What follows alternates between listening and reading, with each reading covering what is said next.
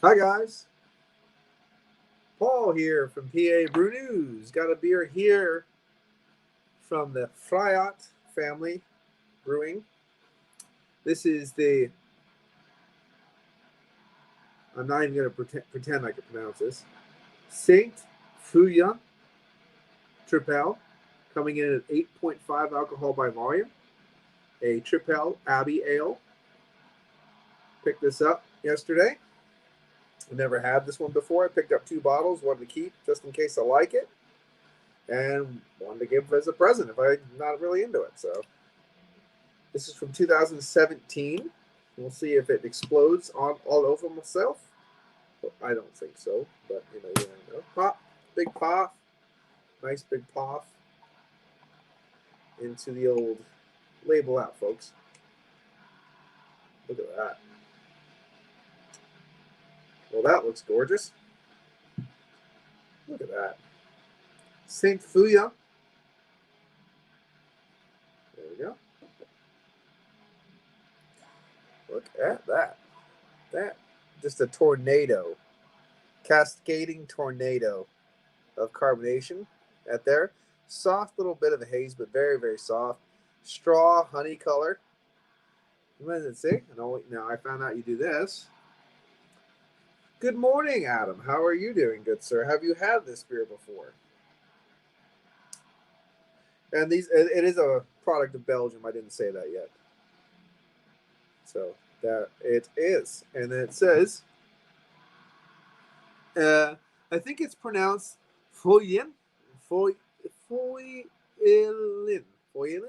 Yeah, I'm not sure if it's Feuillien. Uh, I'm thinking, yep, you might be right. You might be right on that one. It's but I gave it the old Saint Feuillien. So we'll see. I'm sure someone will yell at us, either or. But I like your pronunciation better than mine because that's better. It's on a little bit of a wobbly surface, but I don't think it's going to fall over.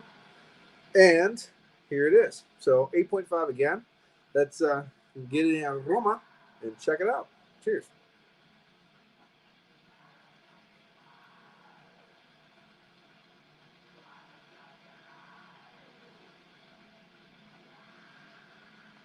Oh, um, there's a nice little waft of a ABV kind of coming through. That ethanol alcohol is wafting through still.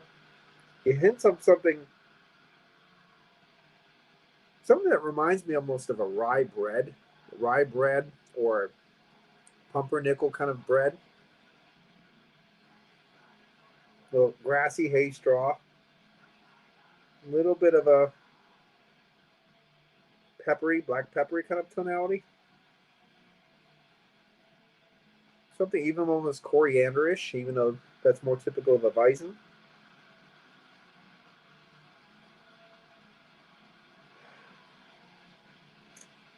And I'm getting a little bit of something that reminds me of a soft, like burnt sugar. Burnt sugars, like a toffee burnt sugar, but very soft. Even something, oh, it's weird. I'm getting it's a very dark, even though it looks very light and bright, and there's a lot of dark tonalities under this one. Even a hint of clove. I have looked. I had. You have had saisons from this brewing company. Well, that's really cool because it's the first time I've ever had anything from these guys. So that's awesome. How are they?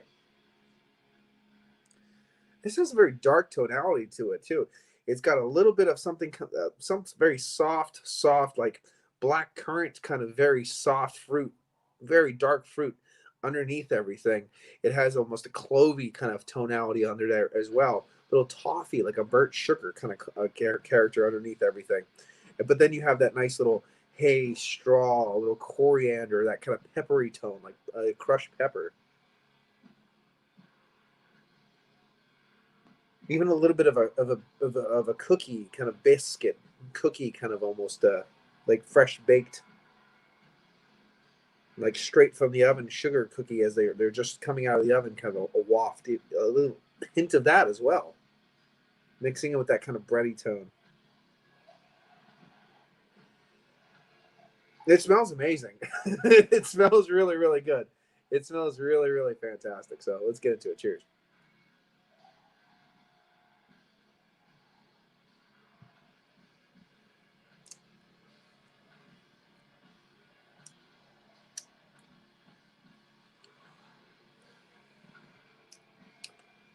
Beer mustache.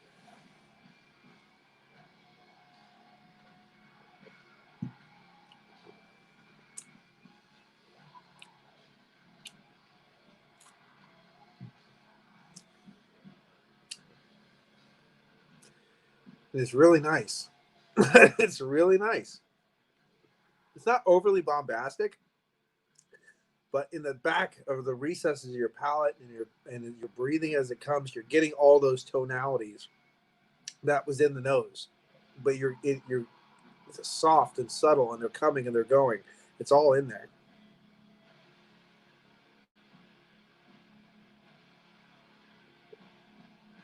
There's an oiliness, soft oiliness to the beer. A bit thin. It's a bit thin. It's got that nice medium side of a medium body, and that oiliness just lets things hang around. Lets that kind of soft, grassy coriander hang around, maybe at the front. Not maybe. Hang around at the front of your palate. There's the faintest hint of something that reminds me of a hint of a lemon, very, very, very subtle lemon, and something that reminds me of a very, very subtle banana as well, almost. I was starting to get something that reminded me of a red apple peel, but then that kind of dissipated. I like that, but it was very brief. Kind of wafted in as soon as that kind of clove hit. That's down in the recesses of the palate. This isn't a super fruity beer, um, like some of the ones that I've had that are very fruit forward. But at the same time, this is really, really nice. The herb, there's a little bit of that kind of herbal herbaceousness, but the spice and just breadiness. Like I think that's the nice thing is there's a firm amount of showcasing grains in this one because you have a couple different varieties of the tonalities of cookie and a little biscuits and a little bit of a breadiness. You know, I mean, like just different things kind of happening, but nothing's overshadowing anything. Everything plays its role. This is a 2017, of course, so it's going to have time to kind of figure out what the hell it is in the bottle because of that second time fermentation and things like that, and beer changing over time. But this is pretty good. Pretty good. Pretty good. It's good. This is good. And it had it in the nose, that waft of alcohol, that effervescent waft of the ethanol alcohols. It's not coming through in the taste at all. This is the joy to drink. So cheers.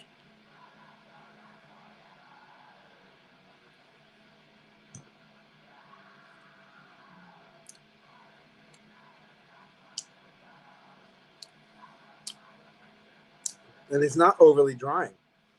Right in the middle of the palate, there still is this kind of sweetness.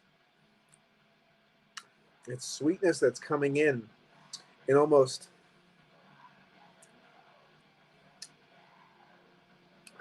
it's bready and a hint of almost the mixing with that kind of toasted caramel I said about that right in there, just sweet bready, a little bit of toasted caramel kind of quality here. It's not one of those completely dry as a bone beers or flat beers. I mean, this thing has dips and valleys of flavor and complexity to it. It's really nice. I'm really glad I had a chance to find this, and I'm really glad I bought two. I mean, this was only $10. This is a good beer. Wow. Wow. I mean, for tripels, excuse me.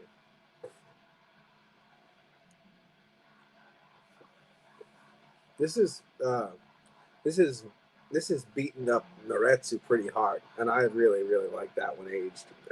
Excuse me.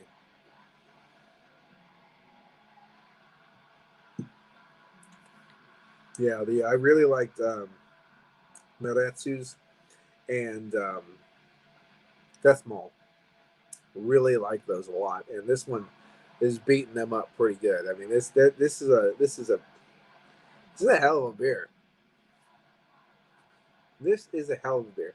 I also have some Rochefort 8. I think I did. I think I picked up one or two of those. Probably do the. I'll probably just show you what I got after I get done reviewing this because people like that. Because I did do a little beer haul yesterday, and just went to a place that's not too far away from my house, and I just found all these goodies. And then he told me, he said, any of this stuff that we kind of get one offy that we might have had for a while, we're trying to get rid of or open the cases up, just let us know if you do like it, and we'll order some cases for you. And I'm like, okay, that's a good thing. So, and he said we'll give you case prices instead of the broken down, because a lot of this bigger stuff they break it down automatically into a single price. But I'll take the whole goddamn box as long as it's good.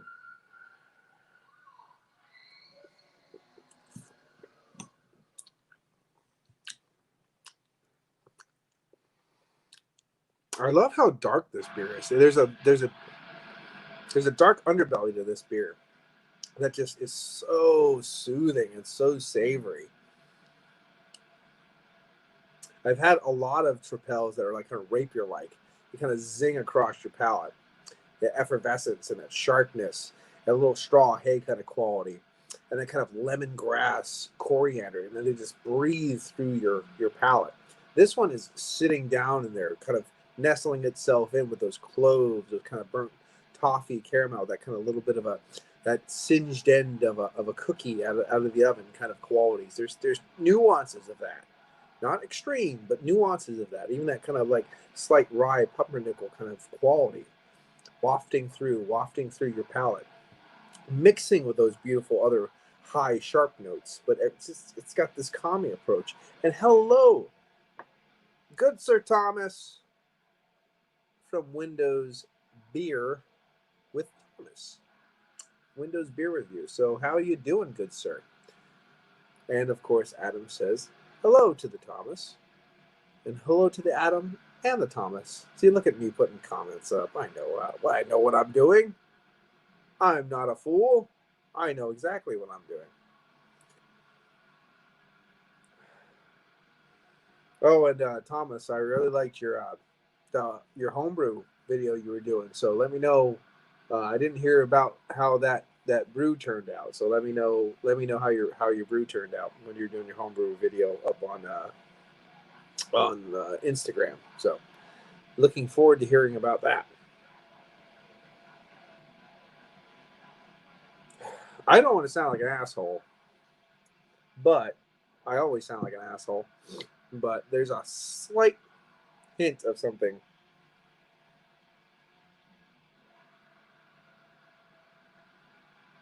When you really shove your face in this thing, where it gets down where you can really kind of consume your face with the glass, there's a little bit of almost like a wintergreen spearmint kind of quality as well coming through this.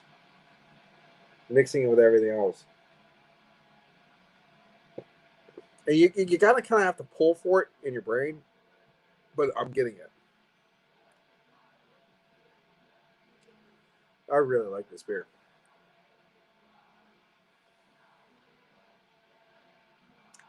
And one of the best parts was I was excited to find it, and I was excited to try it. And honestly, in the changing beer world that we live in, having that actually happen isn't too fucking frequent for me anymore because of just the world we live in, the beer world as it is. I'm completely, I don't know, disenchanted, not disenfranchised. I think that's not the right word. Disenchanted anyway, with a lot of the craft beer this and that. So look at that. Look at it. Look at it. Oh, God. Look at mine.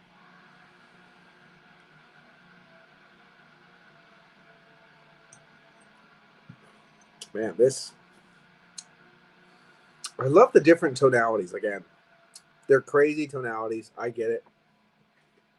But just think, you're getting something like a burnt toffee, a little bit burnt sugars. You're getting that kind of caramelized this. You're getting a little bit of pumpernickel bread. You're getting a slight, almost chocolate chip or sugar biscuit out of the oven fresh, and a little bit of even that little char on the bottom, that smell.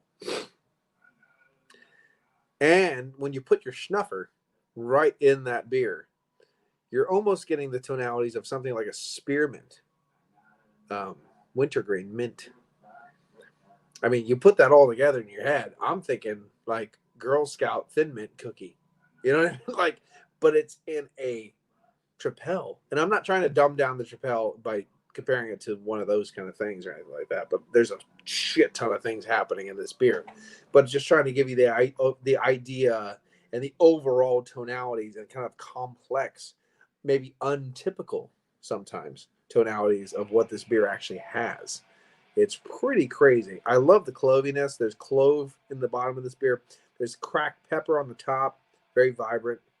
You get the hay straw. That's really nice. You even get a slight bit of a wildflower kind of honey component kind of coming in, coming out. But all the other ones, those other subtle tonalities, that kind of like black currant, that's kind of hiding and peeking its head up now and again. You have those little tonalities of the different breads, and those breads, those toffees, those tonalities of burnt sugars that are peeking in, coming out, and laying down at the bottom of the palate. This has depths. This has character. This is an onion, as you say, with layers, and you're peeling off different layers as you drink it, as it hits the palate. It's not, oh, it's juicy and hazy, and I'm not trying to hate on craft beer right now, but I'm just saying, this is something that's really complex, and you're kind of diving into it. You're spelunking in the cave of craft beer right now, and you're chipping away with your little tool, and you're finding fossils of goodness.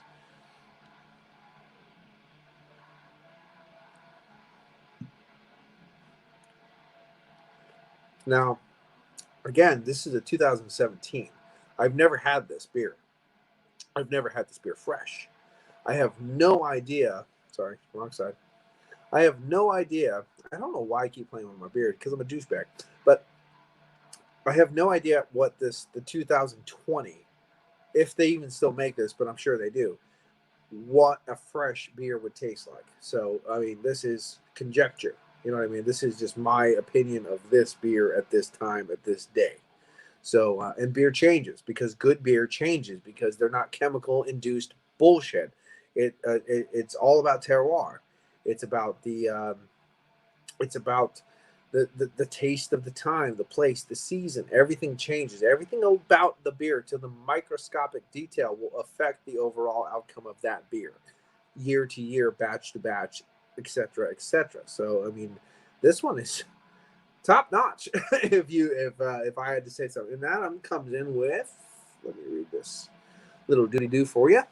Sometimes you get tired of IPAs. I think that's why Craig has enjoyed his Oktoberfest beers, and I think you are correct. And I actually really enjoy watching Craig enjoy his Oktoberfest beers with his little hat on.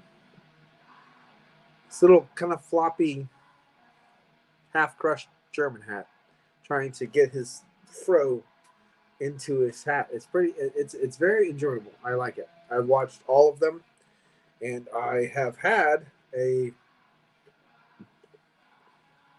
think I did the Hacker Shore. Did I do my Hacker Shore live? I think I did. I think I did my Hacker Shore Oktoberfest beer. Excuse me. So sorry. There is carbonation, but the burps are fantastic. I did my Hacker Shore. Hacker. No, sorry, kind of I coughed my American out there.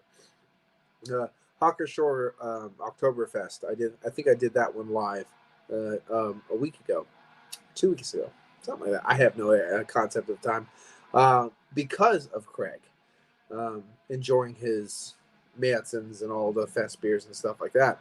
So once I saw Hawkershaw, I was like, well, I'm gonna have to pick this thing up, and I wanted to do a review of it, and I still enjoyed it. I still did. I remember a long time ago, Hawkershaw Oktoberfest. I bought that 12 years. No, it can't be 12. 14 years ago. And I remember drinking that case of beer, and I recently started drinking beer, but it was one of those ungodly good moments where, like, this is the best case of beer I think I've ever bought in my life. Oh my God. I was having a moment. I was having a moment with that case of beer. And I think 3 or 4 years down the line, down the line, I found that same beer, A4 name, same beer again, and then I didn't like it. No one was, but I had it now, and I like it again. Then again, good beer changes, things on that, and taste changes, and people change. I don't know. It's one of those kind of things. And Mersey Beers comes with a massive comment. It says, "My Oktoberfest beers are being delivered today, and Peter had swapped me a couple double box. Looking forward to them. Might even crack a smoked wheat wine this weekend." Oh, wheat wines are pretty good, man. Those barley wines, those wheat wines, those barley wheat wines, man, they're good stuff. I had a, oh my God, my nose. Why is my nose getting weird? I apologize. I apologize. Paul for PABrewNews gives you the apologies, Big Daddy. I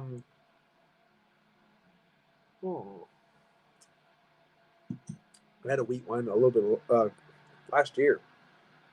Was it from War? It was War wheat wine. Pretty good. Let's see the rest of the doodly doos. Oh my God, it hazes perfectly. The doodly doos stay in the doodly doo. Like, are you fucking kidding me? It's so good. Like, everything about this beer is fucking good. It's working in a way that I want. Everything's working to my advantage today. Like I didn't get fish food. I didn't get chunks of shit that I don't like. I'm not fucking Terry K. I don't want peas and carrots, you know. And by the way, Terry K, if you're a still functioning adult, let's see some videos. I don't know what you're doing. I haven't seen Terry K in so long. So long. But it has tum. It has tum. Fucking, I got cum all over my face from the beer. It has come to the time.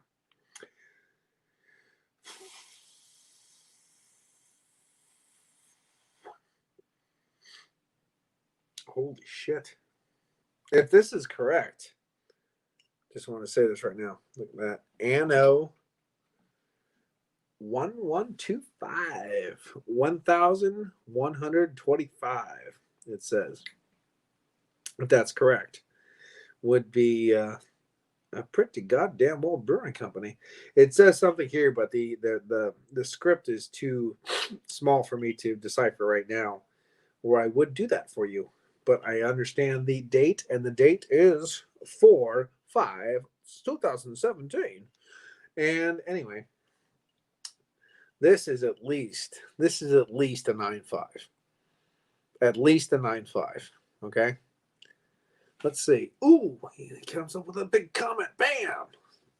It says PABrewNews. Only joking. No, it's a massive snozzer. It's fucking huge. It is massive. And especially this thing. It looks like I had my nose broken about 100 times. I don't know what that is. My mom has it too. Maybe she's an ugly whore. I don't know. Whatever. Yeah, mine is from Torside. It had almost 6 months of age on that thing. If everything is going your way today, you should get a lottery ticket. Baby, if I went to get a lottery ticket right now, I would crash and burn, even if I wasn't drunk, because things can't go your way. When you're me, you have to love when it goes your way, because guess what? In about 5 seconds, everything's not going to go your way. It's one of those, it's almost the setup to a big failure. So I go, wait, Wait a second. What's happening? When's the boulder gonna fall? When's the big piano just gonna fall from the sky? It's like a Top Gear trick. But anyway, the Saint Feuillien, absolutely fucking fantastic. I'm gonna give this one a 9.5. I think a 9.5 is a good score for this one. I don't want to push it to the 10, 10, 10 to the 10, 10 to the 10, 10, 10, 10, 10 mark right now, only because it's a first time. It's a first time event, and this is already 2017. So again, batch variance and age variance. So I think if this was something that I already had a fresh bottle of, and now I'm drinking this, then I could wager that into a more cohesive idea of what is going to be my score overall. But 9.5 for a fucking first attempt at a 2017 is a pretty hefty score for sure. I love everything about this beer. I definitely recommend people to try it. I've never actually seen a review of this beer, by the way. So if there are reviews of this beer, please let me know down below in the comments and all that stuff. If you watch this, yeah, top notch. I actually will probably head on out to that place where I bought this and buy the other bottle. I think there's only one or two left. I'll probably just buy it because it's really fucking good. So there you go. And I'll put this in the comments below because I wanted to fill that glass up and show you a couple beers that I bought. And then, unfortunately, I bought a lot of different of the same beer. So it's going to be a quick beer haul video. I'll just put that in the title afterwards. So hold on. I'll start the music again. Well, what some people call music. And I will show you a quick beer haul. Very quick. Excuse me. Yeah, pants are on, so don't worry.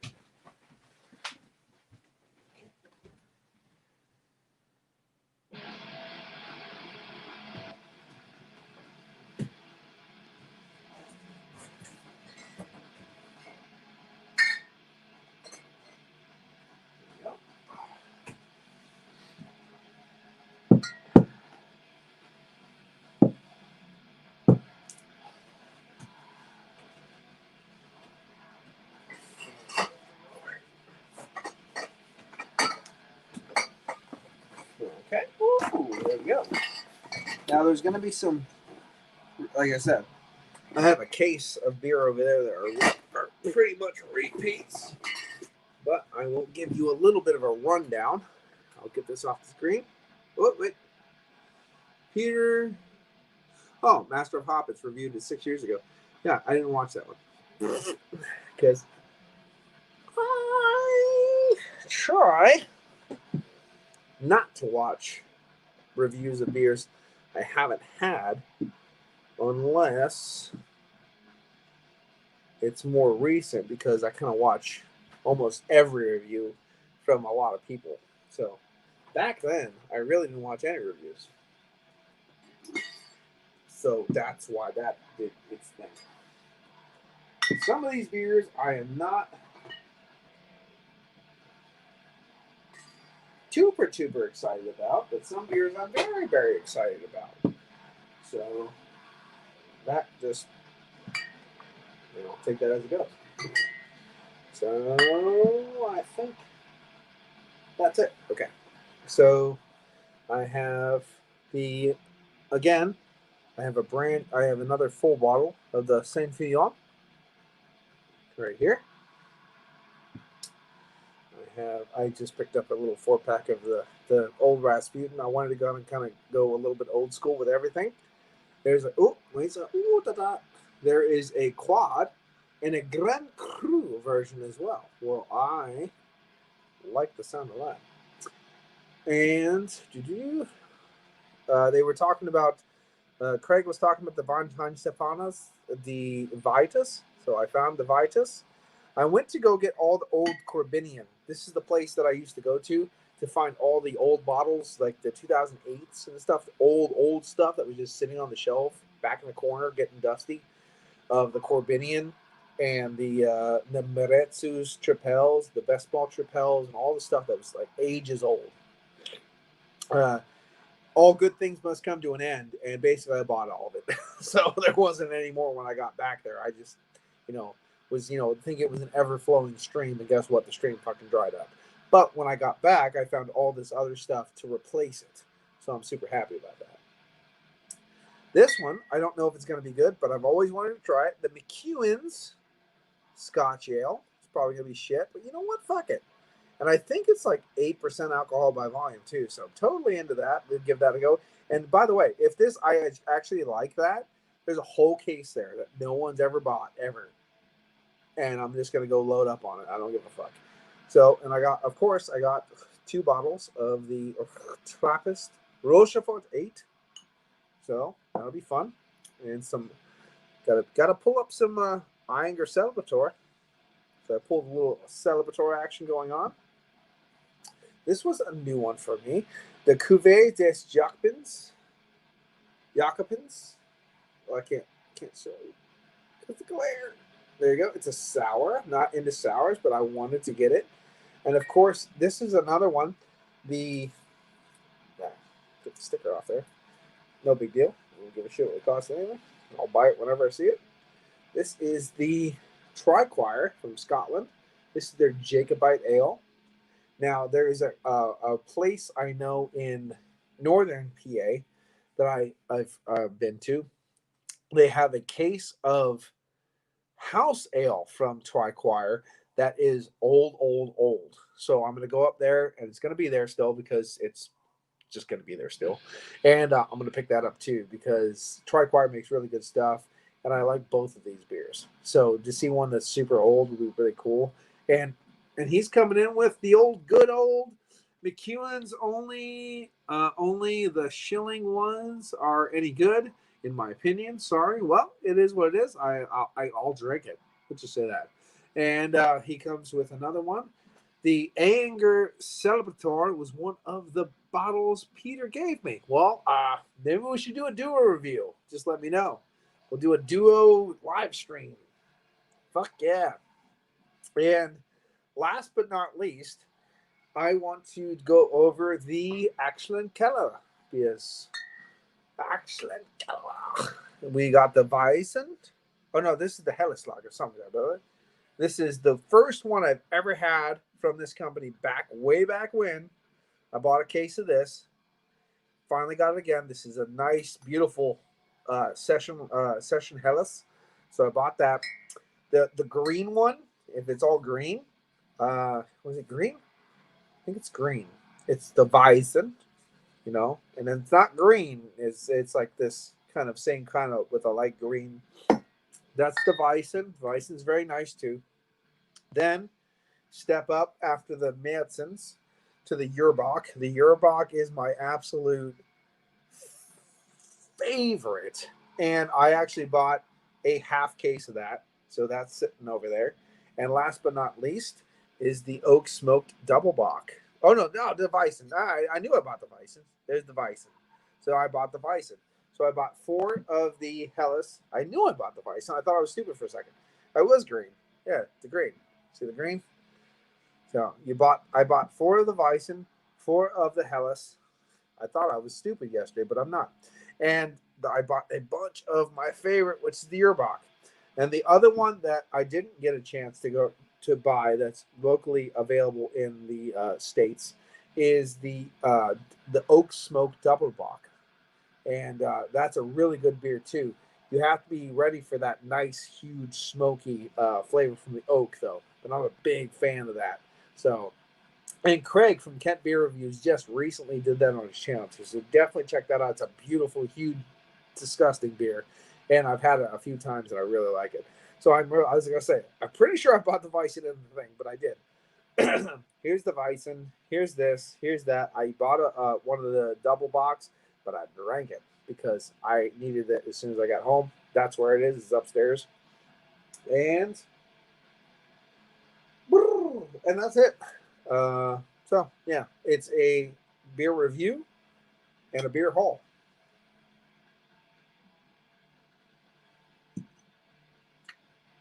Boop. And he says, Triquire.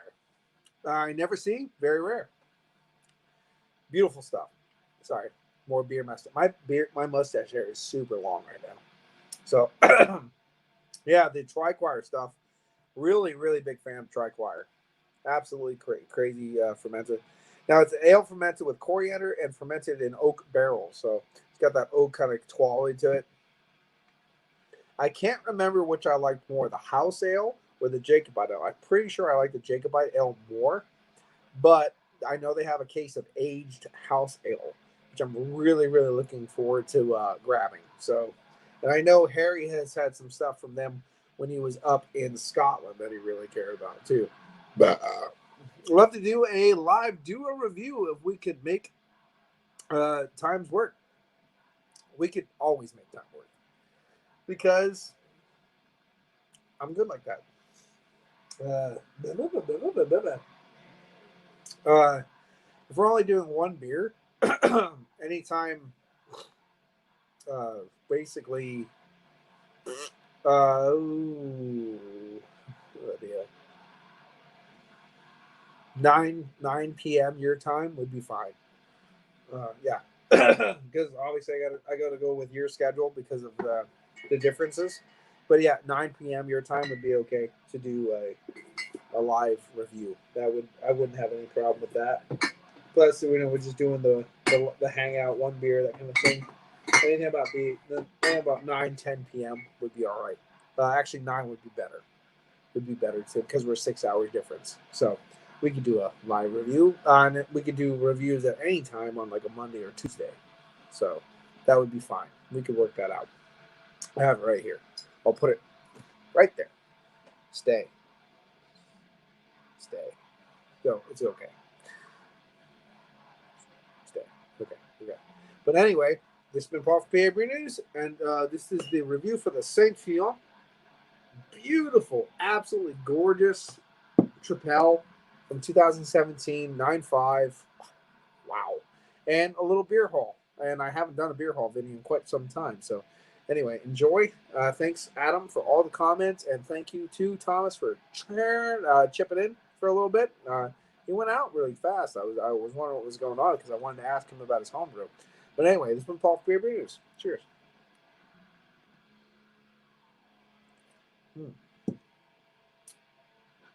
Bye-bye. Watch that finger. Here it comes. 1 and a 2.